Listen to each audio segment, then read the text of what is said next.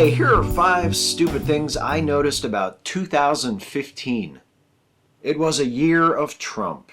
Are you as tired of hearing about this guy as I am? He's incredibly popular among prejudiced and uninformed people. He talks incessantly without ever saying anything of substance. He shamelessly boasts about his own superiority while insulting and belittling others like an insecure elementary school bully. He shouldn't be running for president. He should have a YouTube channel. But he is running for president, so we can't just ignore him like we might some other media troll, I guess. And, like I said, some folks seem to really like him, so I guess not everyone thinks that he's a horrifying embodiment of American culture at its worst. It was a year of Islamism and Islamophobia. 2015 was a big year for Islamic terrorism and for those who want to use Islamic terrorism to vilify Islam and those who practice it.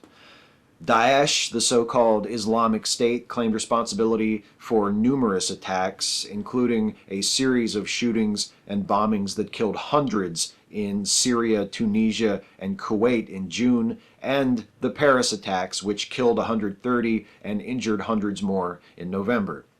Meanwhile, anti-Muslim sentiment throughout Europe and the US reached levels not seen since the aftermath of 9/11, with pundits and politicians blatantly promoting anti-Muslim discrimination and incidents of anti-Muslim harassment and vandalism reaching an all-time high in the US. And it wasn't just anti-Muslim sentiment that seemed to enjoy a resurgence this year. It was the year of stubborn bigotry. This year saw some long overdue progress in the U.S. The Supreme Court legalized same-sex marriage, Confederate flags came down all over the country, awareness and acceptance of trans folk continued to grow, but it wasn't all good news. County Clerk Kim Davis was raised up as a martyr by some conservative Christians for refusing to issue marriage licenses to same-sex couples.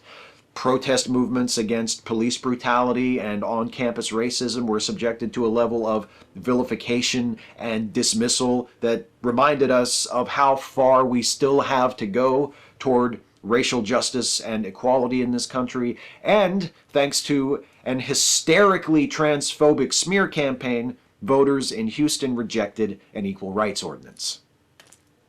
Did I say hysterically? Because you know what else? It was a year of anti-abortion hysteria. A series of deceptively edited videos were released which appeared to show that Planned Parenthood illegally trafficked in fetal body parts. Though these charges were almost immediately shown to be false, they were picked up and promoted by right-wing commentators and politicians anyway. The gunman who in November killed 3 people and wounded 9 more at a Planned Parenthood clinic in Colorado Springs made it clear that his crimes were partially motivated by the erroneous baby parts charge. Additionally, 400 anti-abortion bills were introduced into state legislatures across the country, 47 of which became law, putting new barriers in place to make it even more difficult for abortion clinics to stay open and for women to exercise their constitutional rights to end their own pregnancies. But there was one constitutional right that remained just as zealously guarded this year as ever. It was a year of the gun in America.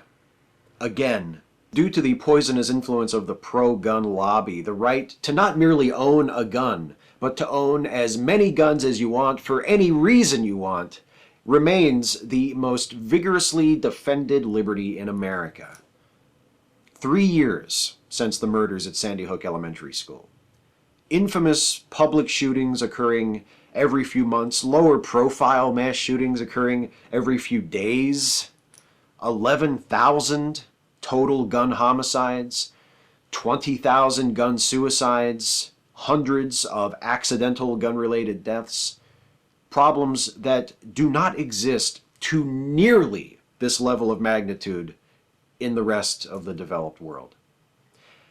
And what is our courageous and ingenious American solution to this problem?